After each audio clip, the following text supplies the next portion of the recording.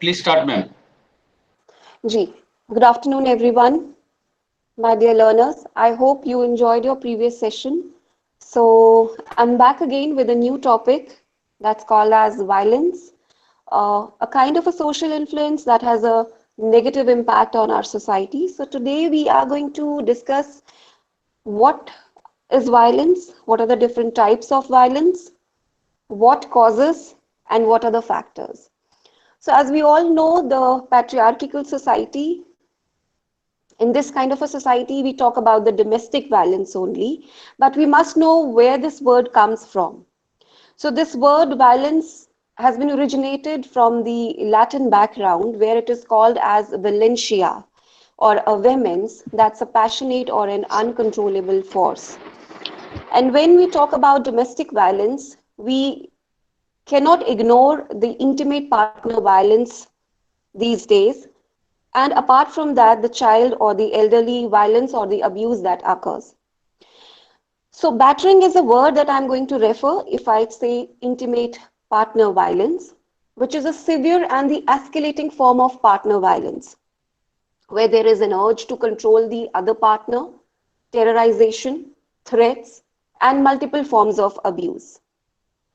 So, intimate partner violence occurs in an intimate relationship only, and this intimate relationship is interpersonal one that involves physical intimacy or the emotional intimacy.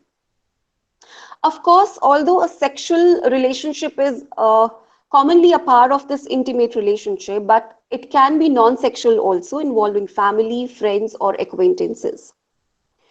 Even the World Health Organization has given a definition of interpersonal or intimate partner violence as any behavior that causes physical, psychological, or sexual harm to those in a relationship and includes the acts of physical aggression, sexual coercion, psychological abuse, and controlling behaviors. Now, I would like to discuss that there are different types of intimate partner violence, and the typology has been given by Johnson's. So, apart from that, we also include the other forms of violence that can be selective abortion, female genital mutilation, early enforced marriage, honor killings, rape, trafficking, prostitution, and sexual violence in war. So, coming back to the types of intimate partner violence, the first is the intimate terrorism.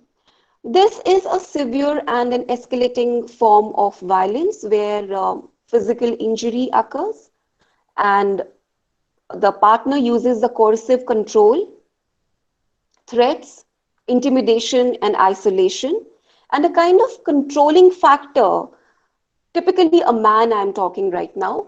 So usually a man controls virtually every aspect of the victim's life. That's his primary concern, that I want to control my partner's life altogether.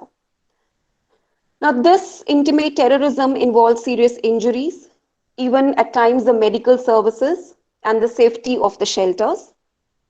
The consequences are hazardous: chronic pain, gastrointestinal and gynecological problems, mental health problems like depression, post traumatic stress disorder, and even deaths.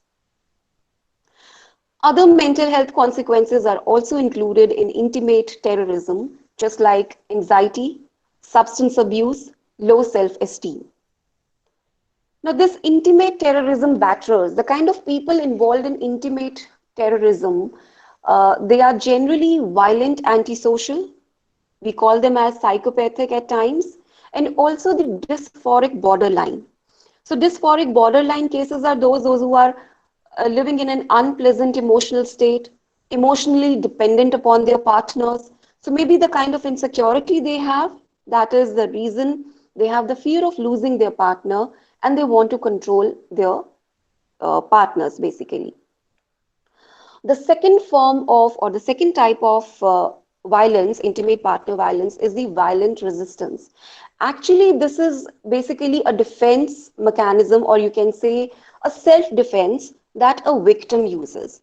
And of course, even this is the, you can call it as a hazardous kind of a thing. Why? Because this violent resistance is an instinctual reaction to the response. basically that has occurred. I mean, maybe the initial attack jo hota hai, it is a kind of reaction to that response of an initial attack. And at times, the person or the victim feels as though there's only one way to come out of this thing is to kill their partner. So they prefer killing the partner to escape from such turmoil conditions. The third kind of violence is the situational couple violence. This is the minor form of violence where both the partners, they just lash out their anger on each other. So any kind of bruise or welts or abrasions are not seen in this kind of situational couple violence. The fourth, the mutual violent control is in last form of intimate partner violence. Now, this is a rare type of violence basically. And in this kind of violence, both the partners are involved, not just one, battling for control. So both of them want to control each other's lives. Now, the question is, why don't women leave violent partners? Why they want to stay or stagnate their life in the same heinous conditions? One, the fear of retaliation. Two, lack of alternative means of economic support. Third, the concern for their children. Fourth, the lack of support from family and friends. Of course, at times, family is like that they cannot take the pressure, the tension, the anxiety. So a female think that, okay, it's better that I shall stuck up myself in this condition. Stigma or the fear of losing the custody of children associated with divorce. And then there's a false hope that a woman carry that the love and the hope can change my partner and will not do it again. But at the same time, certain factors play a very important role where a woman decides that now is the time I have to leave this home or a place or a person. When? First, when there is a severity in the violence, when the female realizes that her partner is not going to change, and realizing that the violence is affecting her children. So at times खुद के लिए नहीं लेकिन अपने बच्चों के लिए woman जो है एक फीमेल जो है वो स्टैंड लेना प्रेफर करती है. Now this violence जो ऑपरेट होता है it operates on 3 levels or 4 levels: individual, relational, community, or the societal factors or the levels. Now, men, firstly, I'm going to discuss the men. Now, what are the individual factors that play an important role that they believe in, creating harm or putting the other person's life at stake? First is low level of education. Second, they have themselves experienced or witnessed violence as a child. Third, harmful use of alcohol or drugs. So when you are under the sedation of different kind of drugs, you ought to behave like that.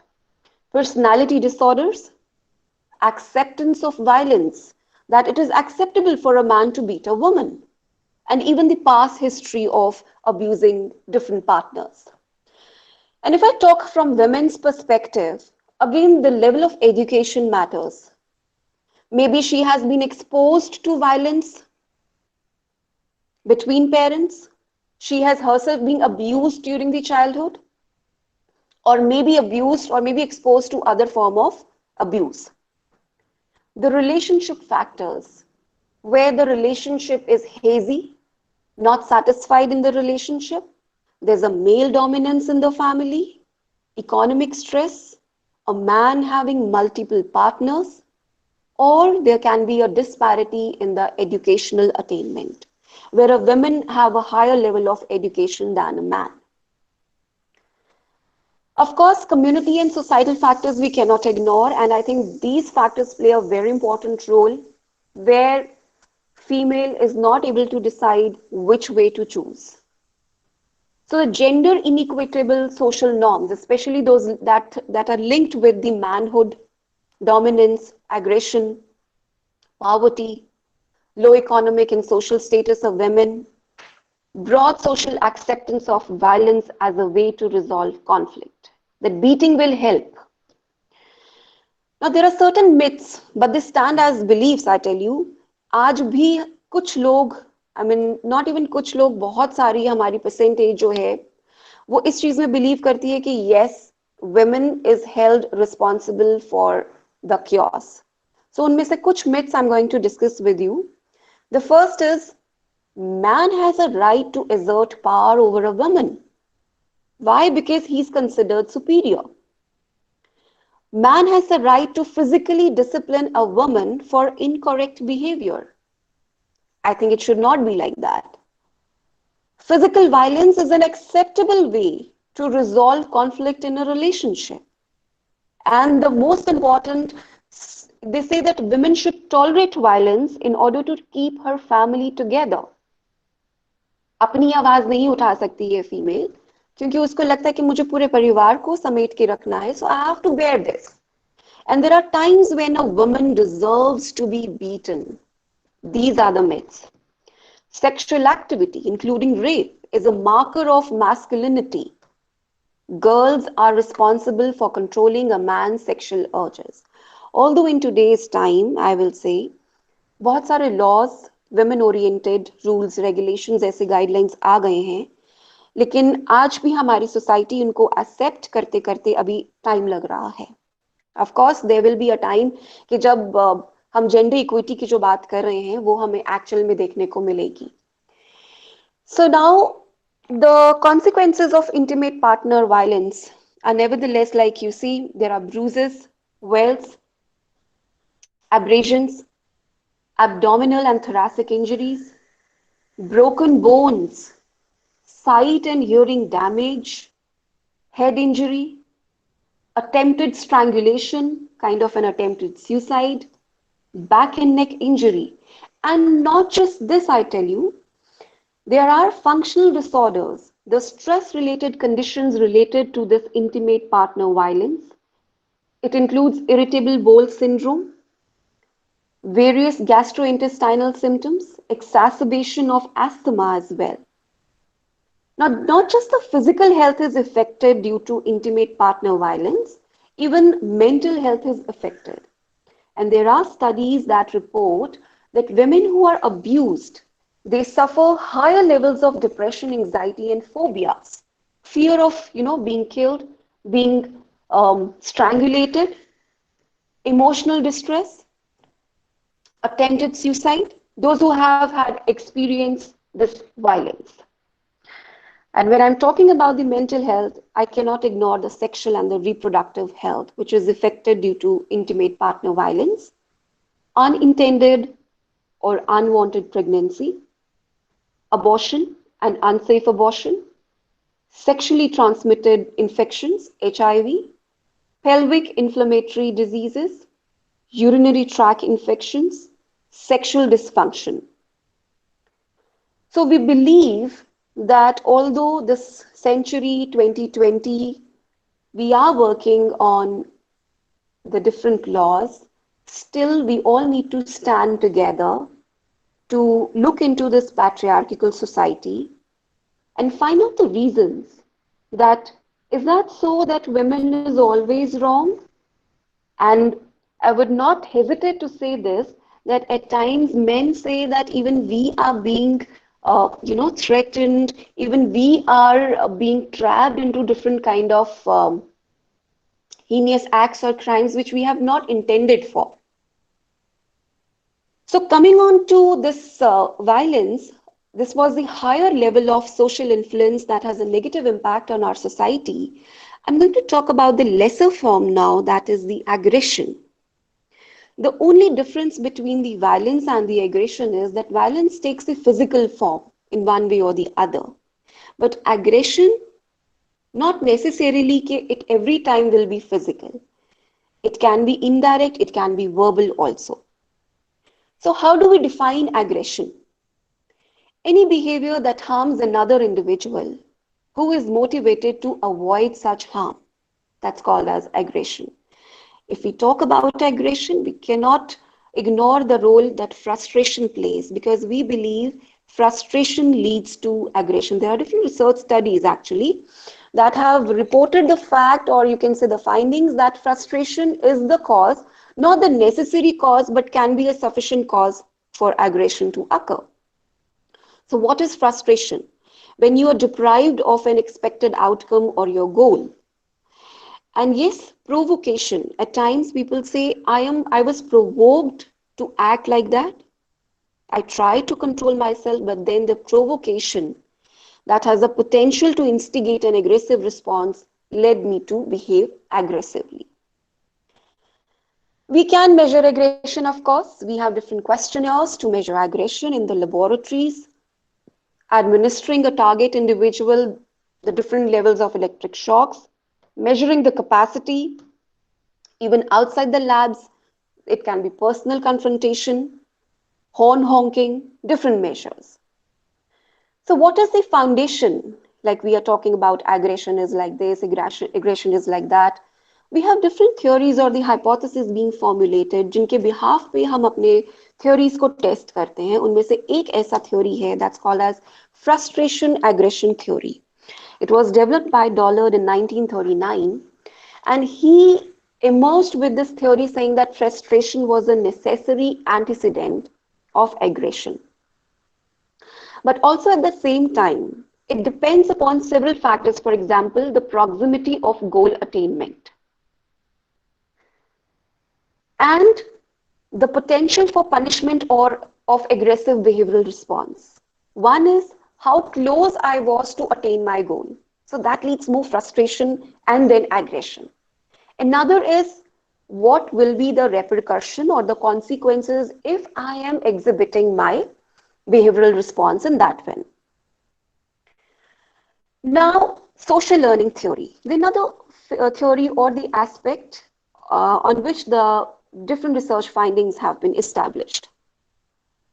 Bandura, the social learning theorist. In 1973, he assumes that there are features of environment which foster the acquisition of aggressive behavioral responses. I hope you must have read vicarious learning or the observational learning in your graduation classes, which means that aggressive behavior can be learned, it can be imitated, and not necessarily to imitate, even the indirect observation, you're observing someone else behaving in the same manner can result into acquiring the same behavior.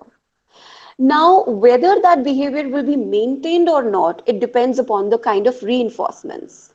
At times, हम ये बच्चों में देखते हैं, छोटे बच्चों में, कि जब he's a kid, he's punching अपने बड़े भाई या बड़ी बहन को, तो we feel, oh wow, he has learned a new skill. So the kid has this in his mind that, okay, such kind of behavior is being reinforced, I'll do it again. So at times we ourselves play a very pivotal role in maintaining or acquiring such kind of aggressive responses. We also have a cognitive associationist model that was developed by Berkowitz in 1993. And he suggests that whenever an individual encounters an aversive stimulus, so cognitive neo-associationist model is talking about the connections between the different networks. This model has something related with the James Lange theory of emotions. Again, this we have read in our graduation. Now, this theory, this model says that the negative effect will trigger a variety of aggressive related and escape related responses. So when I say aggressive related responses, it means fight responses. And if the flight or the escape related responses, it means to avoid flight responses. Now the association is, if one kind of network is triggered, अगर मेरे अंदर aggressive tendencies को arouse किया गया है, so it will land up with the flight responses as well.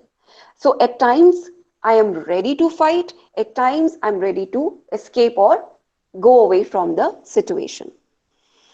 But again, there are certain factors like genetic makeup, my temperament, the kind of personality, like type A coronary individuals, they are more prone to irritation. So they might get agitated very soon. And then the learned responses. So that's why this model is called as cognitive association model. Why cognitive? I am using my thought processes. There's a theory in emotion that's called as cognitive Lazarus scatter and single theory of emotions, where we analyze the situation. जब हम कहते हैं कि don't react, okay, first check the situation, analyze it. Do I really need to react or I just need to ignore it? So that is the role of cognitive, that it's not necessarily that I'm going to respond in a reactive manner, in an aggressive manner in every situation.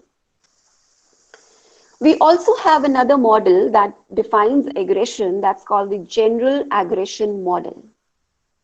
Now, this general aggression model was developed by Anderson and Bushman in 2002, and they say that there are different input variables जो कि effect करेगा मेरे aggressive behaviour को.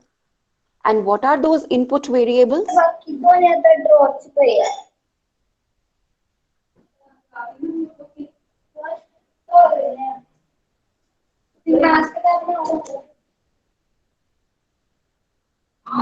Shall I continue?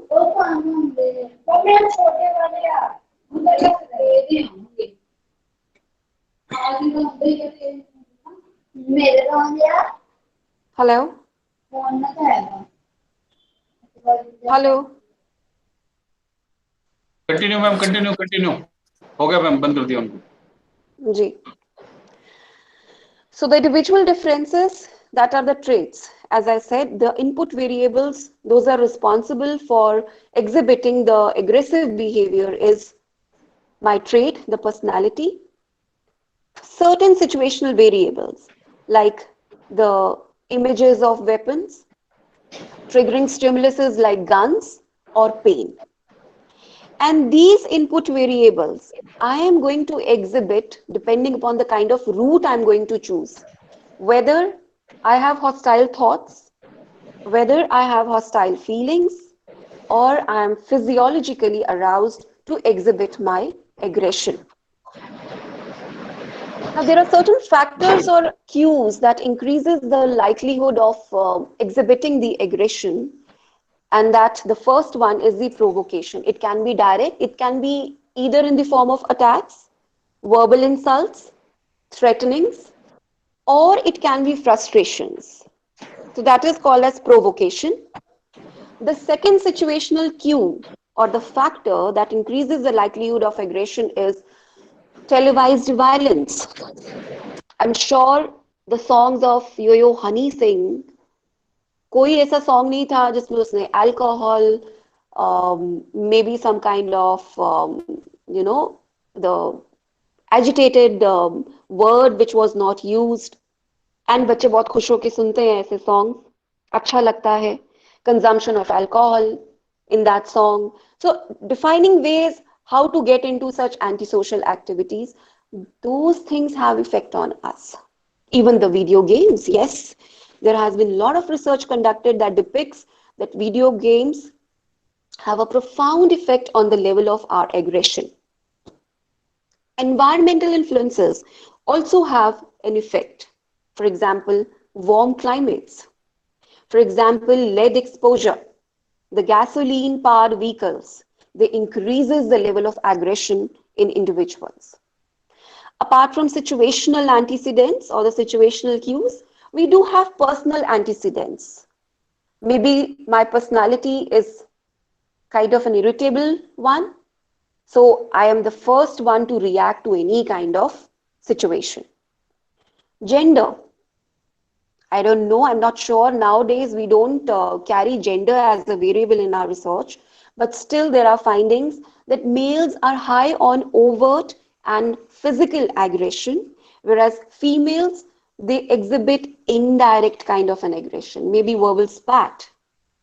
And then mental illness. We cannot ignore this as an important factor or as an important personal antecedent to lead us to the aggressive response.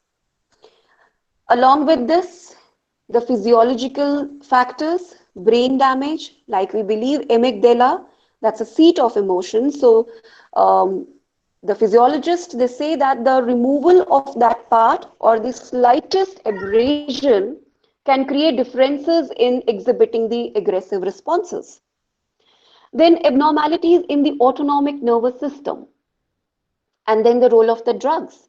Alcohol consumption. There are certain drugs which lead to increase in aggression, like cocaine, benzodiazepines. So these all leads to increase the aggression. So I think a lot of negative aggression and violence we have been talking about. I want to end up my session with something positive. So now I'm going to talk about the pro-social behavior and altruism.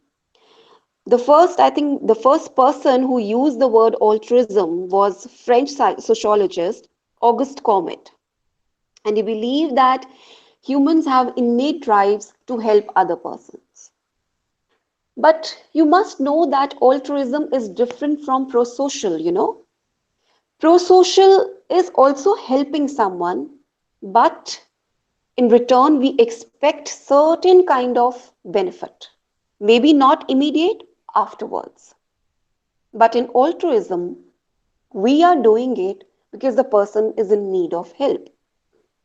And I myself do not expect anything in return.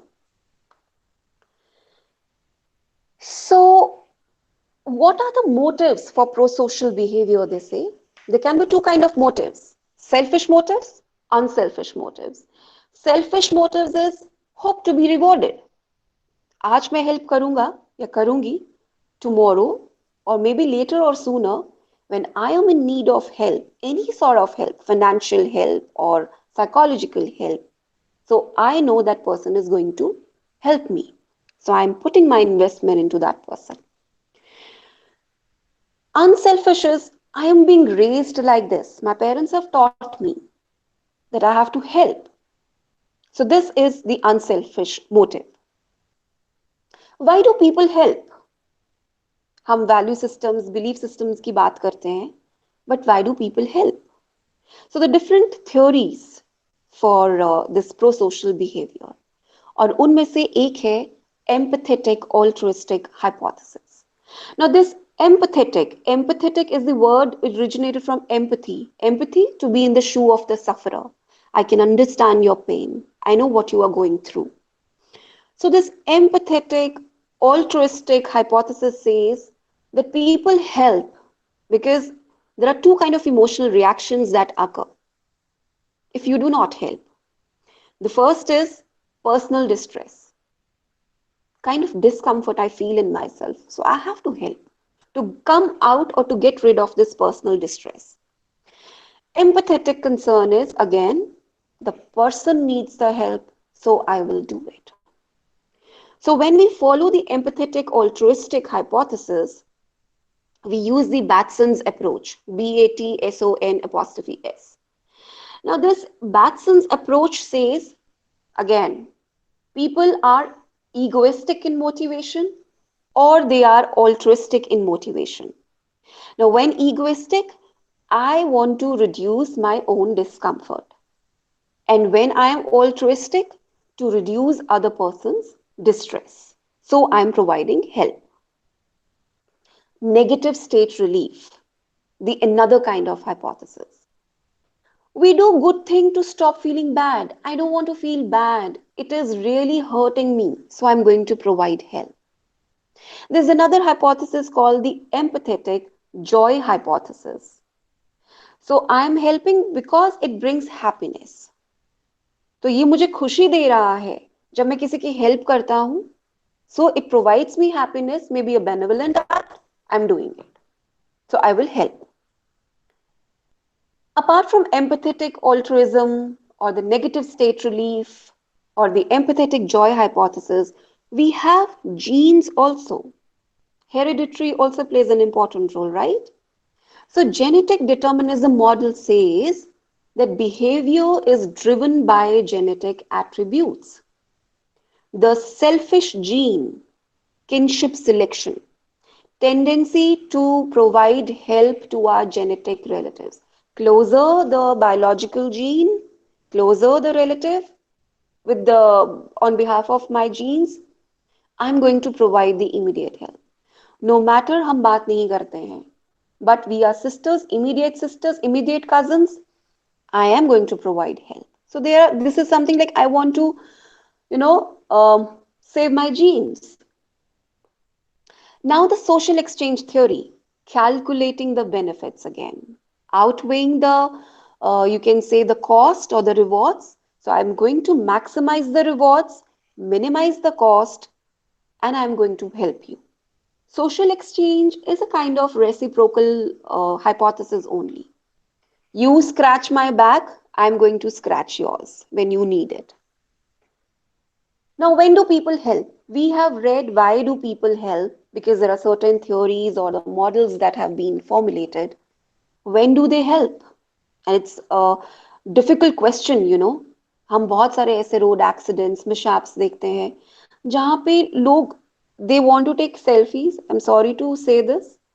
We take selfie, हम देखेंगे as a bystander, but we will never take the initiative. हाँ, कुछ हद तक हमारे जो आप कह सकते हैं लॉज हैं या रूल्स हैं, आज इंसान डरता भी है हेल्प प्रोवाइड करने से कि कभी कभार आप खुद ट्रैप हो जाते हैं. लेकिन जब एक सीरियस हेल्प रिक्वायर होती है, we are not able to provide that help. There can be different reasons. So when do people help? Situational determinants play important role. And when I'm talking about the situational determinants or the factors, I'll talk about the bystander effect. And before I discuss what is bystander effect, there was a very famous case that Bibb, Latane, and Darley in 1964, they conceptualized this case, a murder of a young lady, Kitty Genovese, that happened in the New York City. So the neighbors, they were watching everything, but they did not provide any kind of assistance.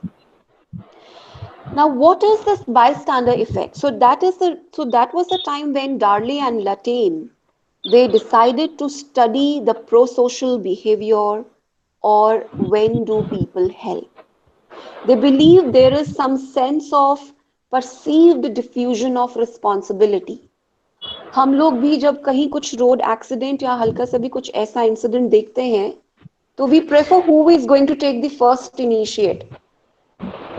अगर ज्यादा now Latin believed higher the maximum the number of witnesses present there, lesser number of people will help because we look on to each other's expression.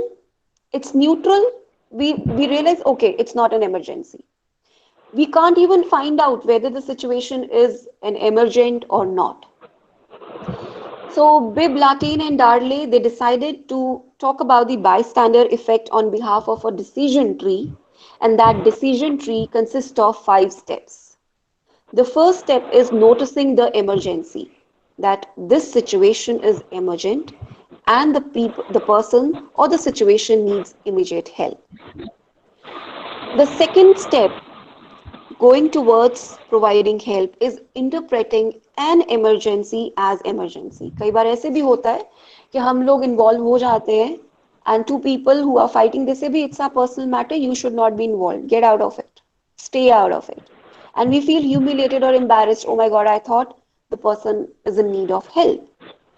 So to understand the emergency is also an important thing.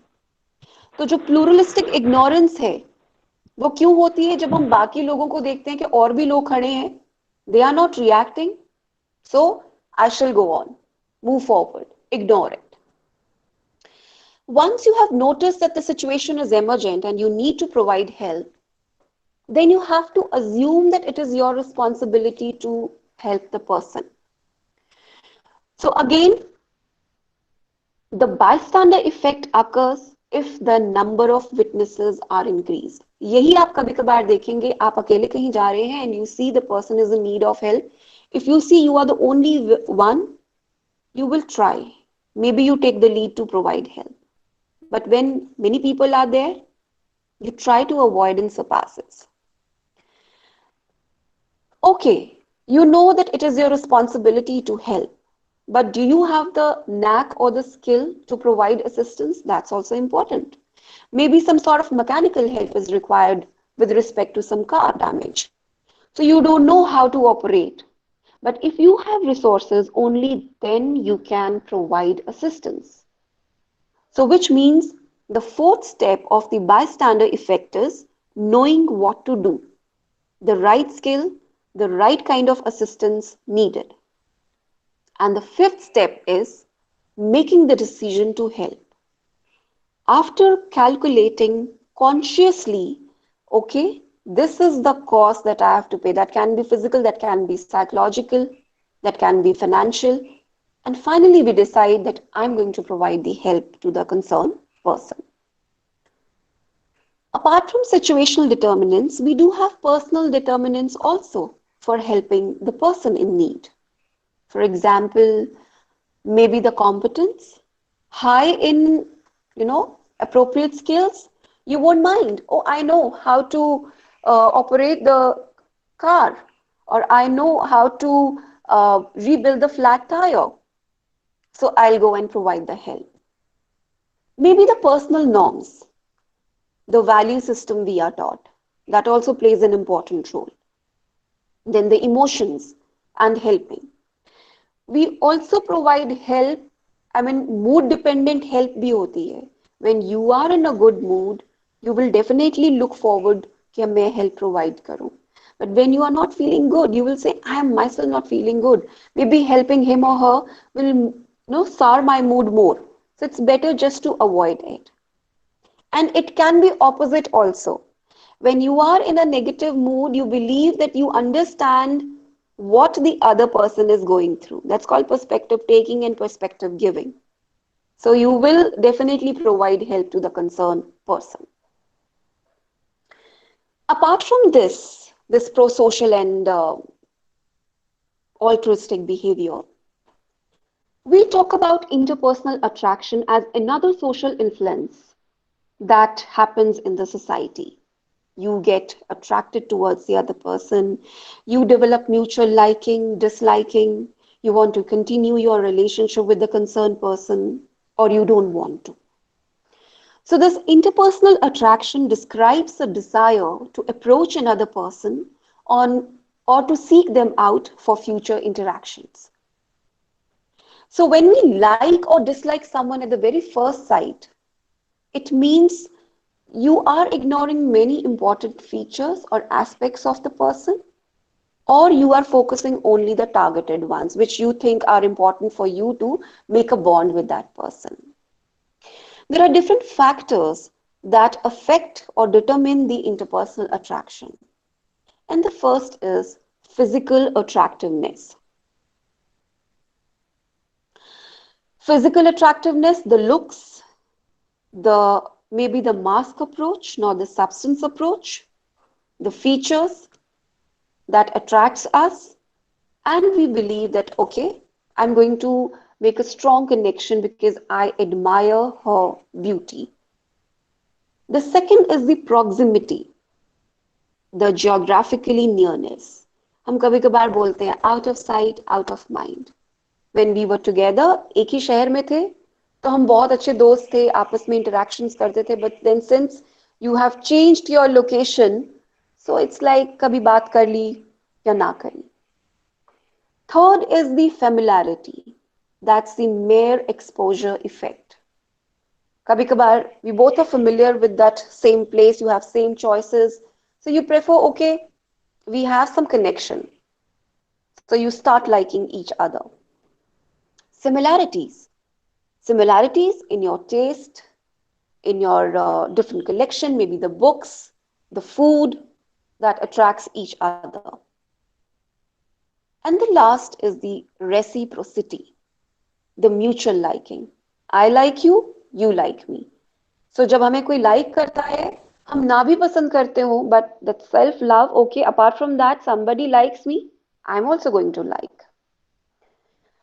Now this interpersonal attraction, in this kind of a thing, the personal characteristics and the environment, they also play an important role. And I think the major determinant of attraction is the physical proximity. People who come in contact regularly sorry, and have no negative feelings about each other, generally become attracted to each other.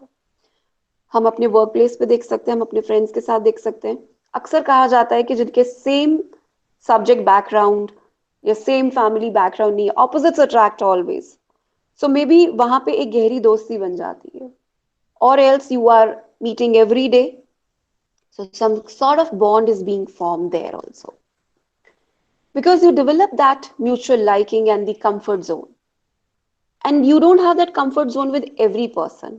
It depends. Now, the situation in which people first meet also plays an important role.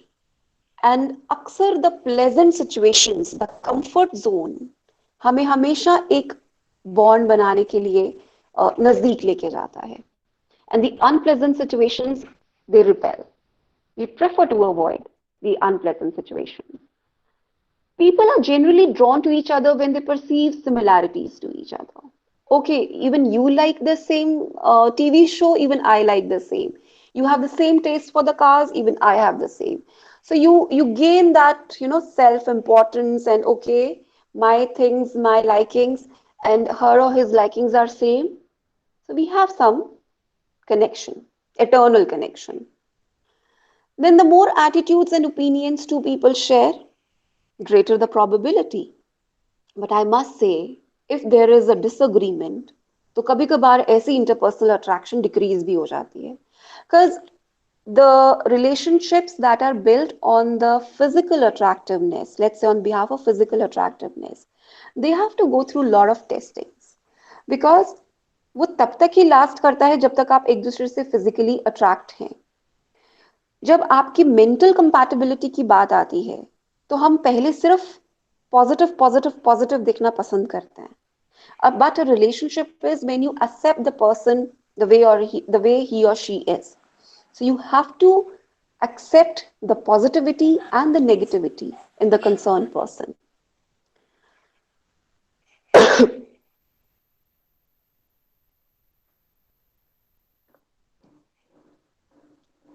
But I must say this, that the interpersonal attraction, it's not the only factor that affects the building of a strong and a healthy relationship. A good relationship requires communication and the ability to adapt to one another. Apart from this interpersonal attraction, there are certain stereotypes that we use. We believe that अगर एक person दूसरे person को like कर रहा है और उसकी fondness ज्यादा है उस ग्रुप में, तो सब लोग उसको लाइक करते हैं. We conform with the majority. So being assertive, you can take a stand that I have certain disliking for the concerned person, maybe for a particular point of view, not otherwise. So this can lead to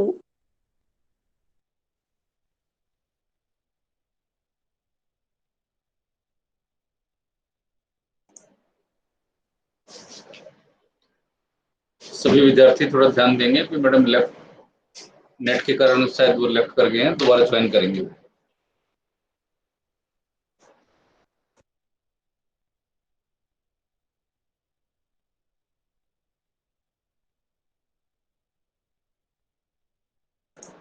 are के शर्मा अपना video बंद रखें.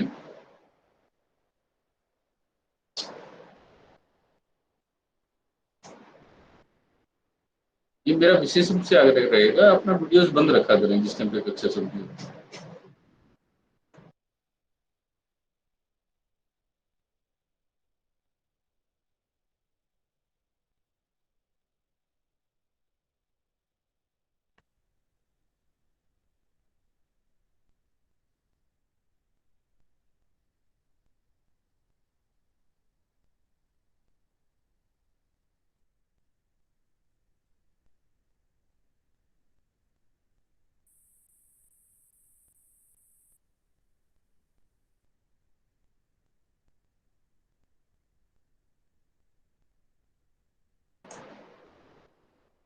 Light चली गई थी तो अब दोबारा ज्वाइन कर.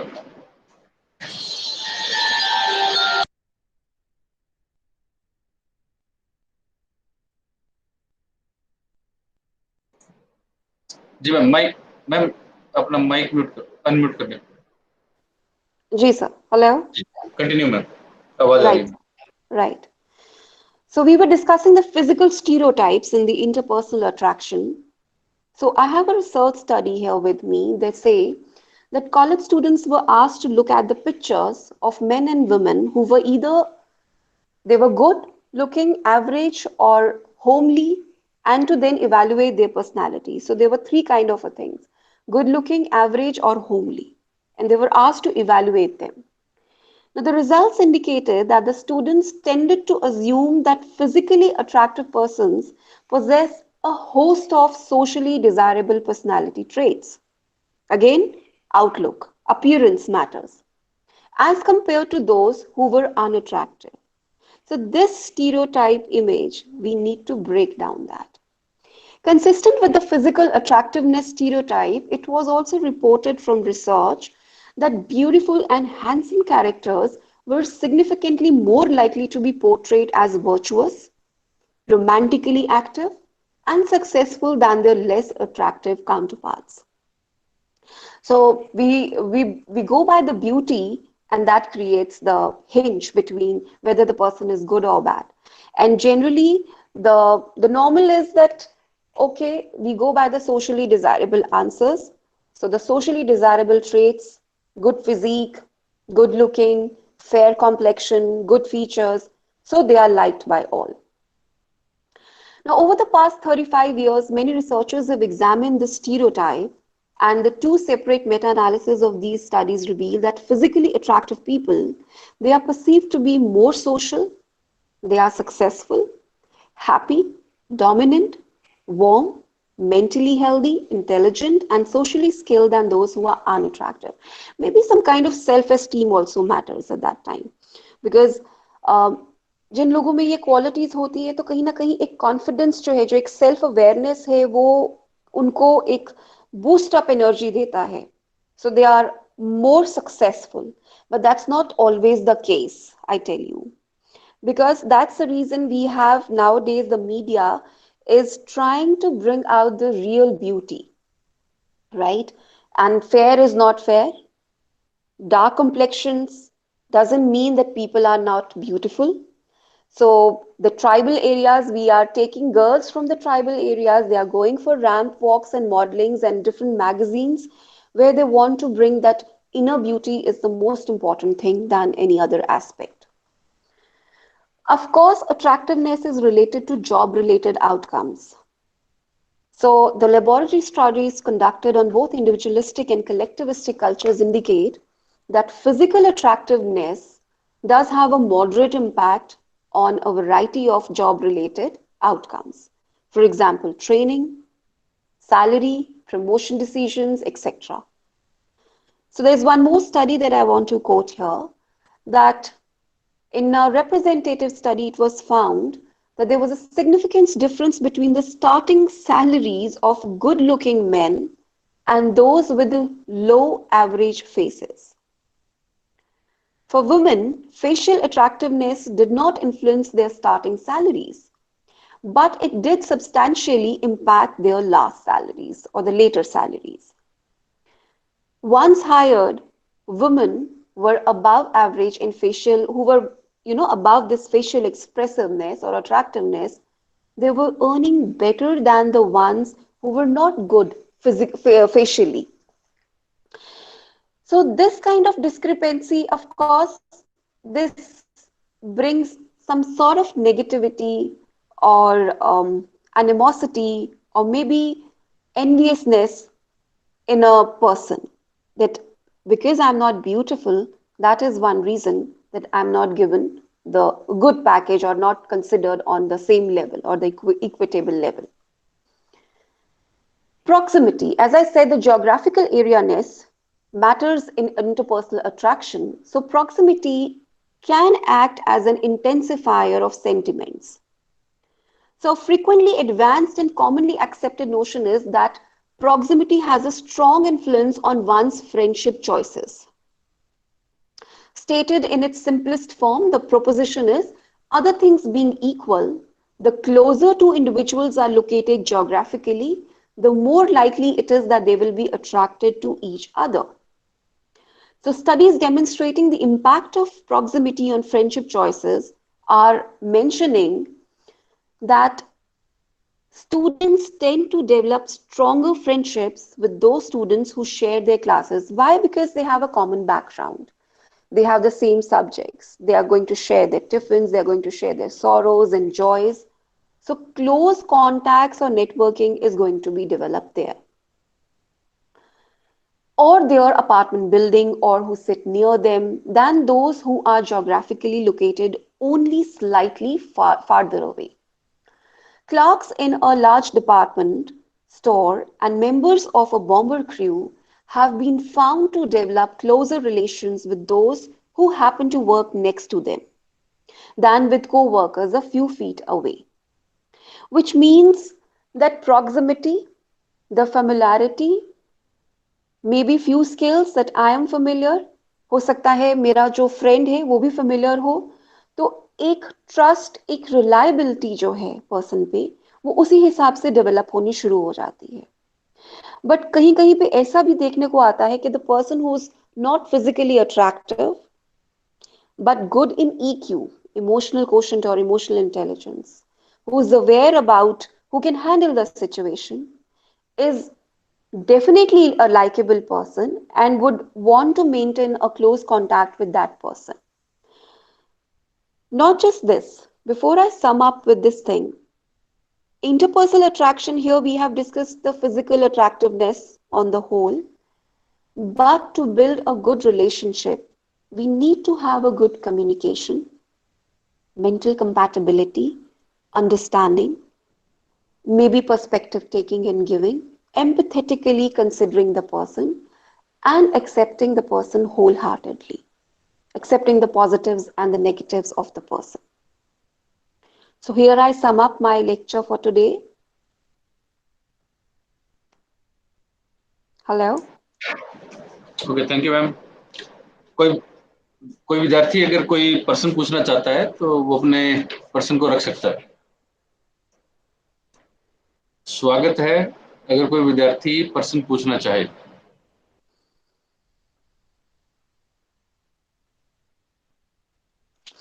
Okay, thank you ma'am. Okay, sir. सभी विद्यार्थियों की जानकारी के लिए है, अगले दोनों दिन भी इस मीटिंग का कोड चेंज नहीं होगा, यही कोड रहेगा और आप इसी प्रकार अपनी कक्षा में आते रहें और ज्ञानवर्धन होते रहें. घर पे रहें, सुरक्षित रहें. Okay, bye bye.